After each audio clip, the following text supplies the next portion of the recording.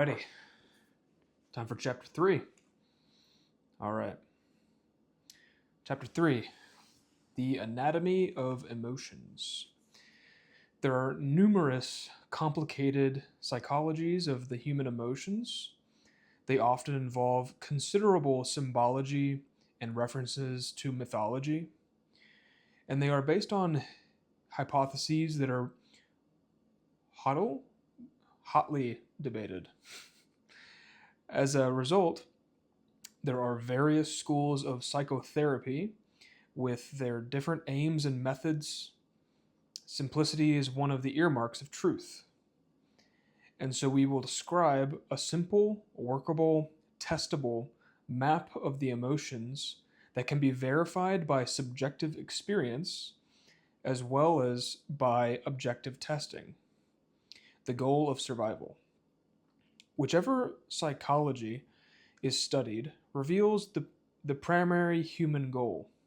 Superseding all others is survival. Every human desire seeks to ensure one's personal survival and the survival of one's identified groups, such as family, loved ones, and country. Humans fear most of all the loss of the capacity to experience. To that end, people are interested in the survival of the body because they believe that they are the body, and therefore they need the body to experience their existence. Because people view themselves as separate and limited, they are stressed by their sense of lack. It is common for humans to look outside of themselves for the satisfaction of their needs. This leads them to experience themselves as vulnerable because they are insufficient unto themselves. The mind is, therefore, a survival mechanism, and its method of survival is primarily the use of emotions. Thoughts are engendered by the emotions, and eventually, emotions become shorthand for thoughts. Thousands and even millions of thoughts can be replaced by a single emotion. Emotions are more basic and primitive than mental processes. Reason is the tool the mind uses to achieve its emotional ends. When used by the intellect, the basic underlying emotion is usually unconscious or at least out of awareness. When the underlying emotion is forgotten or ignored and not experienced, people are unaware of the reason for their actions, and they develop all kinds of plausible reasons. In fact, they frequently do not know why they are doing what they are doing. There is a simple way to become conscious of the underlying emotional goal behind any activity through the use of the question, what for? With each answer, what for? Is asked again and again until the basic feeling is uncovered. An example would be the following. A man wants a new Cadillac. His mind gives all the logical reasons, but logic doesn't really explain it. So he asks himself, what do I want the Cadillac for? Well, he says, it is to achieve status, recognition, respect, and solid citizen success status. Again, what do I want status for? Respect and approval from others, he might say. And to ensure that respect, again, what do I want respect and approval for? To have the feeling of security, again. What do I want security for? To feel happy. The continual question, what for, reveals that basically there are feelings of insecurity, unhappiness, and lack of fulfillment. Every activity or desire will reveal that the basic goal is to achieve a certain feeling. There are no other goals than to overcome fear and achieve happiness. Emotions are connected with what we believe will ensure our survival, not with what actually will. Emotions themselves are actually the cause of the basic fear that drives everyone to seek security constantly. The scale of emotions. For example, and clarity, we will utilize the scale of emotions that corresponds with the level of consciousness, with the levels of consciousness. A thorough presentation of consciousness levels, their scientific basis, and practical applications is found in Power versus Force, the Hidden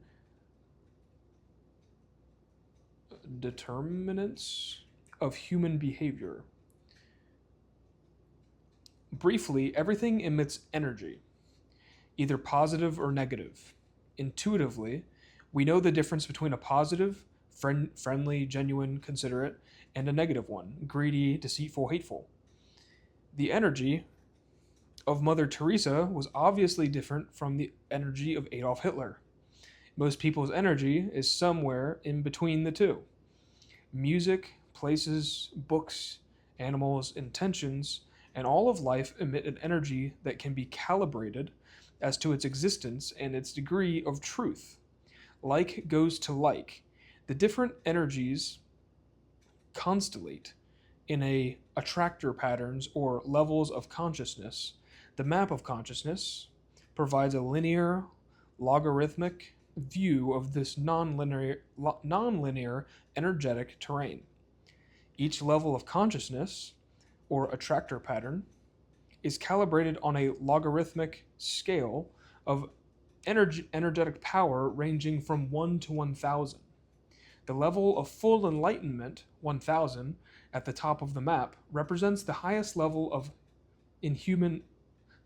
attainable in the human realm. It is the energy of Jesus Christ, the Buddha, and Krishna. The level of shame, 20, is at the bottom, close to death, representing bare survival. The level of courage, 200, is the critical point that marks the shift from negative to positive energy. It is the energy of integrity, being truthful, empowerment, and having the capacity to cope. The levels of consciousness below courage are destructive, whereas the levels above it are life supportive. A simple muscle test reveals the difference. Negative stimuli, below 200, instantly weaken the muscle, and positive stimuli, above 200, instantly strengthen the muscle. True power strengthens, force awakens, above the level of courage. People seek us out because we give energy to them, power, and we have goodwill towards them. Below the level of courage, people avoid us because we take energy from them, and we want to use them for our own material or emotional needs. Here, we delineate the basic scale, starting from the higher energies down to the lower. Peace, 600. This is experienced as perfection, bliss, effortlessness, and oneness. It is a state of non-duality beyond separateness and beyond the intellect, as in the peace that passeth all understanding. It is described as illumination and enlightenment. It is rare in the human realm. Joy, 540. Love that is unconditional and unchanging, despite circumstances and actions of others. The world is illuminated by exquisite beauty, which is seen in all things. The perfection of creation is self-evident. There is closeness to unity and discovery of self, compassion for all, enormous patience, the feeling of at oneness with others, and a concern for their happiness. A sense of self-completion and self-sufficiency prevails. Love, 500. A way of being that is forgiving, nurturing, and supportive. It does not proceed from the mind, rather, it emanates from the heart. Love focuses on the essence of a situation, not the details. Its details with wholes and not particulars. As perception is replaced with vision, it takes no position and sees the intrinsic value and lovability of all that exists. Reason, 400. This aspect differentiates humans from the animal world. There is the ability to see things in the abstract, to conceptualize, to be objective, and to make rapid and correct decisions. Its enormous utility is problem solving. Science, philosophy, medicine, and logic are expressions of this level. Acceptance, 350. This energy is easygoing, laid back, harmonious, flexible, inclusive, and free of inner resistance. Life is good. You and I are good. I feel connected. It meets life on life's terms. There is no need to blame others or blame life. Willingness, 310. This energy subserves survival by virtue of a positive attitude that welcomes all expressions of life. It is friendly, helpful, wants to assist, and seeks to be of service. Neutrality, 250. This is a way of life that is comfortable, pragmatic, and relatively free of emotionality. It's okay either way. It is free of rigid positions, non-judgmental, and non-competitive. Courage, 200. This energy says, I can do it, and it is determined, excited about life, productive, independent, and self-empowered. Effective action is possible. Pride, 175. My way is the best way, says this level. Its focus is achievement, desire for recognition, specialness, and perfectionism. It feels better than and superior to others. Anger, 150. This energy overcomes the source of fear by force, threats, and attack. It is irritable, explosive, bitter, volatile, and resentful. It likes to get even, and as in, I'll show you. Desire, 125. It is always seeking gain, acquisition, pleasure, and getting something outside oneself. It is insatiable, never satisfied, and craving. I have to have it. Give me what I want and give it to me now. Fear, 100. This energy sees danger, which is everywhere. It is avoidant, defensive, preoccupied with security, possessive of others, jealous, restless, anxious, and vigilant. Grief, 75. There is helplessness, despair, loss, regret, and the feeling, if only I had blank. Separation, depression, sadness, being a loser, mournful, as in I can't go on. Apathy. This energy is characterized by hopelessness, playing dead, being a drain to others, being immobilized in the feelings I can't and who cares. Poverty is common. Guilt, 30. In this energy field, one wants to punish and be punished. It leads to self-rejection, masochism, remorse, feeling bad, and self-sabotage. It's all my fault. Accident proneness, suicidal behavior, and projection of self-hatred unto evil others are common. It is the basis of many psychosomatic illnesses. Shame, 20. Characterized by humiliation, as in hanging your head in shame, it is traditionally accompanied by banishment. It is destructive to health and leads to cruelty towards self and others. In general, we can say the lower end of the scale is associated with lower vibrational frequencies, lower energy, lower power, poorer life circumstances, poorer relationships, less abundance, less love, and poorer physical and emotional health. Because of the low energy, such needy people will drain us on all levels. They tend to be avoided and find themselves surrounded by people on the same level. As we let go of negative feelings, there is a progressive movement up the scale to courage and then beyond, with increasing effectiveness, success, and more effortless abundance. We tend to seek out such people. We say they are high. They give off high energy to all living things around them. Animals are attracted to them. They have a green thumb and positively influence the lives of all with whom they come in contact. At the level of courage, the negative feelings have not all disappeared, but now have sufficient energy to handle them because we've re-owned our power and self-adequacy. The fastest way to move from the bottom to the top is by telling the truth to ourselves and to others. The energy levels are so traditionally associated with the body energy centers that are sometimes referred to as chakras. The chakras are energy centers through which Kundalini energy is said to flow. Once it is awakened at the level of courage, 200, the energy centers, chakras, can be measured by a variety of clinical techniques and sensitive electronic instruments. On the map of consciousness, the chakras vibrate at The chakras calibrate as follows: crown 600, third eye 525, throat 350, heart 505, solar plexus 275, sacral or spleen 275, base or root chakra 200. When we relinquish negative feelings, the energy in our higher chakras increases. For instance, instead of habitually venting our spleen, second chakra, we are now described as all heart, fifth chakra. This energy system has a direct impact on the physical body. The energy in each chakra flows out through chemicals called channels called meridians to the whole energy body, which is like a blueprint to the physical body. Each meridian is associated with a particular organ. Each organ is associated with a particular emotion.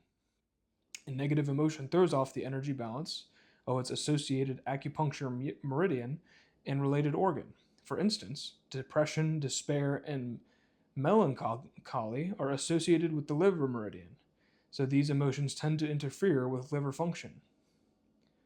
Every negative feeling impairs a body organ, and as the years go by, that organ becomes diseased and eventually fails to function. The lower our emotional state, the more negatively we influence not only our own lives, but also the life around us. The higher the emotional level of evolution, the more positive our life becomes on all levels, and we support all life around us. As negative emotions are acknowledged and surrendered, we get freer and move up the scale, eventually experiencing predominantly positive feelings. All lower emotions are limitations and blind us to the reality of our truer self. As we surrender our way up the scale and near the top, a new type of experience begins to happen. At the very top of the scale, there occurs the realization of one's true self and the varying levels of illumination. The main importance of this is to note that as we get higher and freer, what the world calls spiritual awareness, intuition, and growth of consciousness occur. This is the common experience of all who surrender their negative feelings. They become more and more conscious. That which is impossible to see or experience at lower levels of consciousness becomes self-evident and stunningly obvious at higher levels. Understanding emotions. According to scientific findings, all thoughts are filed in the mind's memory bank under a filing system based upon the associated feeling and its finer uh, gradations. They are filled according to feeling tone, not fact. Consequently, there is a scientific basis for the observation that self-awareness is increased much more rapidly by observing feelings rather than thoughts. The thoughts associated with even one feeling may literally run into the thousands. The understanding of the underlying emotion and its correct handling, therefore, more rewarding and less time consuming than dealing with one's thoughts. In the beginning, if one is unfamiliar with the whole subject of feelings, it is often advisable to begin merely by observing them without any intention of doing anything about them. In this way, some clarification will occur about the relationship between feelings and thoughts. After there's more familiarity, some experimentation can then occur. For instance, certain areas of thought that tend to reoccur can be set aside and the feeling associated with them identified. The feeling can then be worked with by first accepting that it is there, without resisting it or condemning it. And then one begins to empty out the energy of the feeling directly by letting it be what it is until it runs out. Somewhat later, the former thoughts can now be looked at and their character can be observed to have changed. If the feeling has been totally surrendered and let go, usually all thoughts associated with it will disappear entirely and have usually all thoughts associated with it will have disappeared entirely and been replaced by a concluding thought which handles the matter quickly. For example, there was the case of a man who misplaced his passport shortly before going to a foreign country. As the scheduled date of departure drew closer and closer, his inner panic mounted. His mind raced wildly, trying to think where the passport could have been misplaced. He searched high and low. He tried various mental tricks to no avail. He berated himself. How could I have been so stupid as to lose a passport? Now there isn't time to get another one. As the fateful day approached, he faced a real dilemma: no passport, no trip. Missing the trip had a lot of negative consequences because it was both business and pleasure, and it would have created a difficult situation. Finally, he remembered to do the letting go technique. He sat down and asked himself, what is the basic feeling that I have been ignoring? To his surprise, the basic feeling that came up was grief. The grief was associated with not wanting to be separated from someone he dearly loved. There was also an associated fear of loss of the relationship, or at least the weakening of it due to his absence. As he let go of the grief and associated fear, he suddenly felt at peace about the matter. He also concluded that if the relationship couldn't handle a 2-week absence, it wasn't worth all that much anyway. So there was really nothing at risk. As soon as he felt at peace, he instantly remembered where the passport was. In fact, it was in a place so simple and obvious that only unconscious blocking could explain why he had not remembered it. Needless to say, all of the thousands of thoughts about the missing passport, the failed trip, and the potential consequences instantly disappeared. His emotional state became one of gratitude and happiness instead of frustration. Letting go can be very useful in everyday situations, but its use in life crises can be crucial in preventing and alleviating large amounts of suffering. In a life crisis, there is usually an overwhelm of emotion. The crisis has tapped into one of our major areas of suppressed or repressed feelings. In this situation, the problem is not one of identifying the emotion, but how to handle the overwhelm. The handling emotional crises. Because it is very difficult for most people, some details are needed. There are several techniques to help move through emotional disaster much more quickly and with a better end result than allowing it to run out on its own. Recall the usual mechanisms that the mind consciously uses to handle emotions, which are suppression or repression, expression, and escape. These are deleterious only when they are used without conscious intent. In an overwhelm, it is often advisable to use them, but doing so consciously. The purpose of this maneuver is to reduce the sheer overwhelming quantity of the emotion itself so that it can be disassembled and then let go in bits or pieces. Thus, in this case, it is all right consciously to push away as much of the emotion as we are capable of at the moment. The emotion can be reduced in intensity by sharing the feeling with close friends or mentors. By merely expressing the feeling, some of the energy behind it is reduced. It is also all right in this circumstance to consciously to utilize escape mechanisms, such as going out in a social situation to get some distance from the upset, playing with the dog, watching television, going to the movies, playing music, making love, or whatever one's habit is under the circumstances. When the feeling has been reduced in its sheer quantity and intensity, it is best to start letting go of small aspects of the situation rather than the overall situation and the accompanying emotion itself. To illustrate this point, let's take the example of a man who loses his job after many years with a company and is now in an overwhelm of despair. By utilizing the 3 mechanisms already described, some of the emotion can be reduced. What he can look at, then, are some of the small trivia about the job. For instance, he could let go of wanting to have lunch there, where he always had a lunch with his business colleagues? Could he let go of wanting to park his car in the parking space he always had in the past?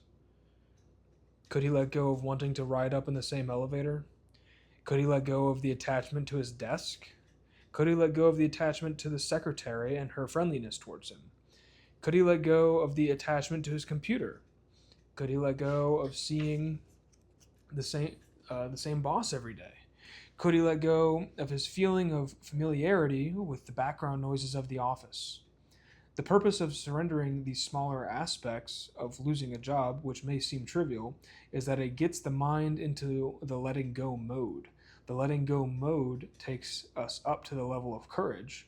The negative feelings have been acknowledged and worked through. Consequently, they've lost their charge. Suddenly, there is the awareness that we have the courage to face the situation, recognize our feelings, and do something about them. As the trivia are surrendered consciously, the main event becomes less and less oppressive. The reason for the phenomenon is that when we use the mechanism of surrender on one emotion, we are surrendering on all emotions at the same time. It is though all emotions have the same underlying energy, so that to surrender in one direction surrenders feelings which appear on the surface to be in an opposite direction. This is a matter of clinical experience. It must be tried personally in order to believe it. After utilizing the above four methods: suppression, expression, escape, surrender of small aspects, a fifth now becomes apparent. Every strong emotion is really a composite of a number of subsidiary emotions, and the total emotional complex can be disassembled. Thus, for instance, the man who has lost his job initially has an overwhelming feeling of despair, but as he begins to surrender around the periphery, and as he diminishes his overwhelm through consciously utilizing escape, suppression, and expression, he now realizes that there is also anger. He sees that the anger is associated with pride. There is a lot of anger in the form of resentment. There is self-invalidation, which is a form of anger expressed against himself. There is also considerable fear, thus these associated emotions can now be addressed directly. For instance, he can start letting go of the fear that he won't find another job. When that fear is acknowledged and let go, all the alternate possibilities that exist will become suddenly apparent to him. And as he suddenly surrenders pride, he will quickly see that he is not faced with economic disaster, as he had thought. Thus, as the disassembled emotional complex is taken apart into its component parts, each component part now has less energy and can be surrendered individually. As we come out of the overwhelm, it will be remembered that a certain portion of the emotion was purposefully suppressed or escaped. It can now be re examined so that it no longer does residual harm, such as ending up in bitterness, unconscious guilt, or lower self esteem. Fragments of the emotional complex may recur for a period of time, even years. However, because they are now small fragments, each can be handled as it arises. At least the crisis situation will have been passed through safely and consciously. Handling a crisis from the emotional rather than the intellectual level will shorten its duration dramatically. In the case of someone who loses a job, handling it from the intellectual level will produce thousands of thoughts and hypothetical scenarios. The person suffers through many sleepless nights due to the racing thoughts about the situation as the mind reviews it over and over again. All of this is fruitless until the underlying emotion is surrendered. The thoughts will be engendered endlessly. We all know of people who have had an emotional crisis many years ago and to this day have not recovered. It has totally colored their life, and they have paid a big price for their lack of know how in handling the underlying emotions. There are numerous benefits to handling a life crisis successfully. For one thing, the amount of suppressed or repressed emotions is now much less. The crisis has forced it up to be relinquished, and therefore the amount that it is left in the reservoir is much less. There is a much greater feeling of self esteem and confidence because there is the awareness that one can survive and handle whatever life will bring. There is an overall reduction of the fear of life, a greater feeling of mastery, greater compassion for the suffering of others, and increased ability to help them through the similar circumstances. Paradoxically, after a life crisis, there often is a period of variable duration of peace and calmness, sometimes approaching the level of a mystical experience. The dark night of the soul frequently precedes states of heightened awareness. One of the best known examples of this paradox is illustrated by persons who have had near death experiences. There are now many books on the subject that reveal a certain commonality once the worst of all possible fears, the dread and shock of death, has been faced. It is superseded by a profound sense of serenity, peace, oneness, and immunity from fear. Many such persons develop extraordinary abilities, become healers, develop psychic awareness, and advance states of spiritual illumination. They experience major leaps in growth and the sudden appearance of new talents and capacities. Thus, every life crisis carries within it the kernels of a reversal, a renewal, an expansion, a leap in consciousness, and a letting go of the old and a birth of the new. Healing the past. When we look at our lives, we will see the residual of past life crises which are still unresolved. Thoughts and feelings about the events tend to occur and color our perception, and we will note that they have disabled us in certain areas of life. At that point, it is wise to ask ourselves if it is worth paying the continuing cost. Now that we have some mechanisms by which to handle these residuals, they can be uncovered. The residual feelings can be investigated and let go of so that a healing can take place. This brings us to another emotional healing technique that becomes powerful once the major event has passed. That is to place the event in a different context, to see it from a different perspective, and to hold it in a different paradigm with a different significance and meaning. It is said that most people spend their lives regretting the past and fearing the future. Therefore, they are unable to experience joy in the present. Many of us have assumed that this is our human fate, our lot, and the best way that we can do is grin and bear it. Philosophers have sometimes made hay out of this negativistic, pessimistic approach and developed whole systems of nihilism. These philosophers, some of whom have become celebrated over the years, are obviously mere victims of painful emotions that they did not handle and which triggered endless intellectualization and elaboration. Some spent their entire life constructing sophisticated intellectual systems to justify what is glaringly obvious as a simple, suppressed emotion. One of the most effective tools for handling the past is the creation of a different context. What this means is that we give it a different meaning. We take on a different attitude about the past difficulty or trauma, and we acknowledge the hidden gift in it. The value of this technique was first recognized in psychiatry by Viktor Frankl. He explained that the approach, which he called logotherapy, in his famous book, Man's Search for Meaning.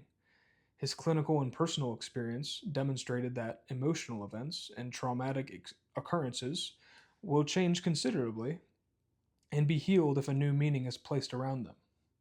Frankl told of his own experience in the Nazi concentration camps, wherein he came to see his physical and psychic suffering as an opportunity to achieve inner triumph. Everything can be taken from a man but one thing, the last of the human freedoms, to choose one's attitude in any given set of circumstances, to choose one's own way. Frankel recontextualized the horrific circumstances to hold profound meaning for the human spirit. Every life experience, no matter how tragic, contains a hidden lesson. When we discover and acknowledge the hidden gift that is there, a healing takes place. In the example of the man who lost his job, after some time had passed, he looked back and saw that his former job was stunting, that he had been in a rut. Frankly, the job had given him an ulcer. Prior to losing his job, he had seen only the pleasures from it. Once outside of the situation, he began to see the costs that he had been paying, physically, mentally, and emotionally. After losing the job, he was open to discovering new abilities and new talents. In fact, he began a new, more promising career. So life events are opportunities to grow, expand, experience, and develop. In some cases, it seems in retrospect that there was actually this unconscious purpose behind the event, as though our unconscious knew that something important had to be learned, and painful as it was the only way it could be brought into experience. This is part of the psychology of the psychoanalyst Carl Jung, who concluded after a lifetime of study that there is an inborn drive in the unconscious towards wholeness, completeness, and realization of the self, and that the unconscious will devise the ways and means of bringing this about, even if they are traumatic to the conscious mind. Jung also said that in the unconscious there was an aspect of ourselves called the shadow. The shadow is all the repressed thoughts, feelings, and concepts about ourselves that we do not want to face. One benefit of a crisis is that it often brings us into familiarity with our shadow. It makes us more human and more whole to realize what we share with all of humanity. All the stuff that we thought they were guilty of is equally in ourselves. Thus, when it is brought up to conscious awareness, acknowledged and surrendered, it no longer unconsciously runs us. Once the shadow has been acknowledged, it loses its power. All that is necessary is merely to recognize that we have certain forbidden impulses, thoughts, and feelings. Now they can be handled with a so what. Passing through a life crisis then makes us more human, more compassionate, more accepting and understanding of ourselves and others. We no longer have to indulge in making others wrong or making ourselves wrong. Handling an emotional crisis leads to greater wisdom and results in lifetime benefits. Fear of life is really the fear of emotions. It is not the facts that we fear, but our feelings about them. Once we have mastery over our feelings, our fear of life diminishes. We feel a greater self-confidence, and we are willing to take greater chances because we now feel that we can handle the emotional consequences, whatever they might be. Because fear is the basis of all inhibitions, mastery over fear means the unblocking of whole avenues of life experience that previously had been avoided. Thus, the man who successfully handles the crisis of losing a job will never again experience that same fear. He will therefore be more creative on the next job, willing to take the necessary risks to make it a success. He begins to see how that haunting fear of job loss had severely limited his performance in the past, made him fearful and cautious, and cost him his self-esteem due to his kowtowing and compliance with his superiors. One benefit of a life crisis is greater self-awareness, that the situation is overwhelming, and we are forced to stop all of our diversionary games, take a good look at our life situation, and reevaluate our beliefs, goals, values, and life direction. It is an opportunity to reevaluate and let go of guilt. It is also an opportunity for a total shift in attitude. Life crises, as we pass through them, confront us with polar opposites. Shall we hate or forgive that person?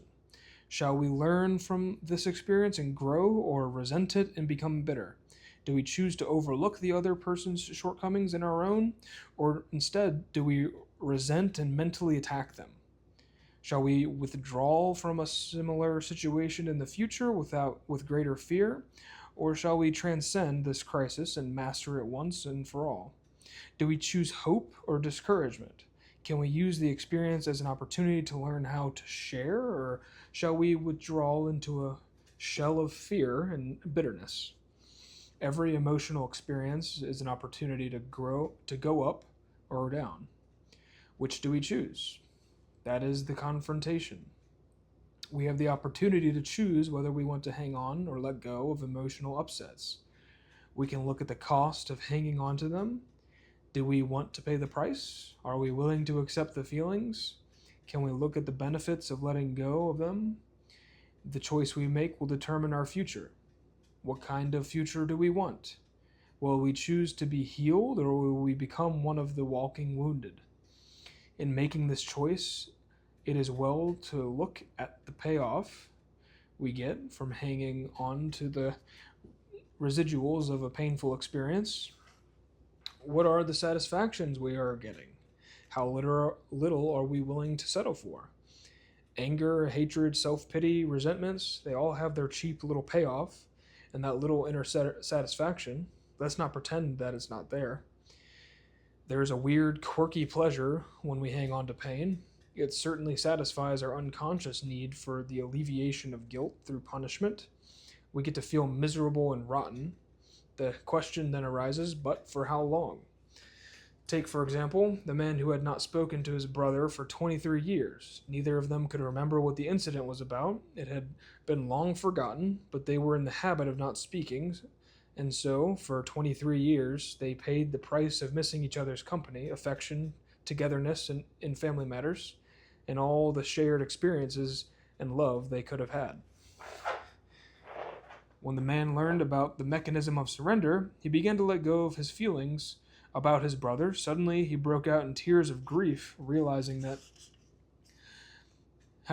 what had been lost over the years. By forgiving his brother, he triggered a similar response in the brother, and the two were reunited.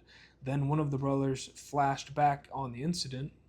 It had been an argument over a pair of tennis shoes. Over one pair of tennis shoes, they had paid a price extending over 23 years. Had the man not learned the technique of letting go, he might as well have gone to his grave in the same resentment. So the question is, how long do we want to go on suffering?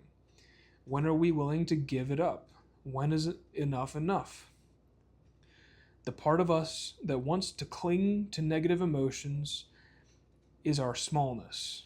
It is the part of us that is mean, petty, selfish, competitive, cheap, conniving, mistrusting, vindictive, judgmental, diminished, weak, guilty, ashamed, and vain. It has little energy. It is depleting, demeaning, and leads to the lowering of self-respect. It is the small part of us that accounts for our own self-hatred, unending guilt, and seeking for punishment, sickness, and disease. It is that part which we want to Is that the part which we want to identify? Is that the part we want to energize? Is that the way we want to see ourselves? Because that's the way we see ourselves. That's the way because if that's the way we see ourselves, that's the way others will see us.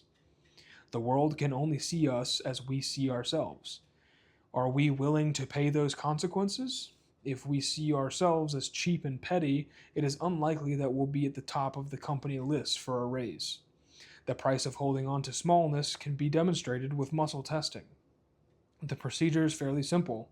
Hold in the mind a mean, petty thought and have someone press down on your arm while you resist. Notice the effect. Now choose the exact opposite view. Picture yourself being generous, forgiving, loving, and experiencing your inner greatness. Instantly, there will be an enormous increase in the muscle strength, indicating a surge of positive bioenergy. Smallness brings weakness, sickness, disease, and death. Do you really want that? Letting go of negative feelings can be accompanied by another very healthy maneuver, which will greatly assist your inner transformation, and that is to stop resisting the positive emotions. Enhancing positive emotions. The corollary to letting go of negative feelings is to stop resisting the positive ones. Everything in the universe has its opposite. Therefore, in the mind, every negative feeling has its counterpart between smallness and greatness, whether we are constantly aware of its existence at any given moment or not. A good and very illuminating exercise is to sit down and look at the feeling that is directly opposite the negative one that we are experiencing and begin to let go, resisting it. Let's say, for instance, at a friend's birthday, that a friend's birthday is coming up and we are feeling resentful and stingy. Therefore, we just can't seem to get out to shop for a present. And the day is getting closer, the exact opposite feelings for those uh, the the exact opposite feelings are those of forgiveness and generosity. We just start looking for the feeling of forgiveness within ourselves and stop resisting it. As we keep letting go of our resistance to being a forgiving person, it is often surprising that it will come up with a surge. We will begin to recognize the part of our nature that has always been willing and wanting to forgive, but we didn't dare chance it. We thought we might appear foolish. We thought we were punishing the other person by holding the resentment, but we have actually been suppressing love. In the beginning, we may not consciously feel this specifically about our friend, but we will begin to notice that we do have this aspect to our personality. As we keep surrendering our resistance to love, we will notice that within ourselves, there is something that wants to express itself through sharing and giving. Letting the past go and burying the hatchet, there is a desire to make a friendly gesture. We want to heal the separation, to repair the wound, to make good the wrong, to express gratitude, and to take a chance on being thought a fool. The purpose of this exercise is to locate within ourselves that which can only be described as greatness. Greatness is the courage to overcome obstacles. It is the willingness to move to a higher level of love. It is the acceptance of others' humanness and having compassion for their suffering by putting ourselves in their shoes. Out of the forgiveness of others comes self forgiveness and the relief of guilt. The real payoff we get is when we let go of our negativity and choose to be loving. We are the ones who benefit. We are the ones who gain from the real payoff. With this increased awareness of who we really are comes the progressive invulnerability to pain. Once we compassionately accept our humanness, our own humanness, and that of others, we are no longer subject to humiliation, for true humility is a part of greatness. Out of the recognition of who we really are comes the desire to seek that which is uplifting. Out of it aspires a new meaning and context for life. When that inner emptiness, due to lack of self worth, is replaced by true self love, self respect, and esteem, we no longer have to seek it in the world, for that source of happiness is within ourselves. It dawns on us that it cannot be supplied by the world anyway. No amount of riches can compensate for an inner feeling of poverty. We all know the many multimillionaires who try to compensate for their inner sense of hollowness and lack of inner worth. Once we have contacted this inner self, this inner greatness, this inner completion, contentment, and true sense of happiness, we have transcended the world. The world is now a place to enjoy, and we are no longer run by it. We are no longer at the effect of it. When we utilize these techniques of relinquishing the negative and surrendering resistance to the positive, sooner or later we come into a sudden comprehensive awareness of our true dimension. Once this has been experienced, it will never be forgotten. The world will never intimidate us again as it once did.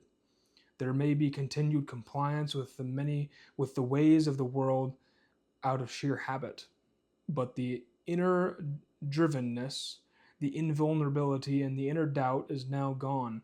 Outwardly, the behavior may appear the same, but inwardly, the causes for it are now totally different. The end result of the conscious handling of emotions is invulnerability and imperturbability. Imperturbability. Our inner nature is now bulletproof. We are now able to go through life with balance and grace. That was it. That was chapter 3. Thanks for watching. I'll see you in the next video.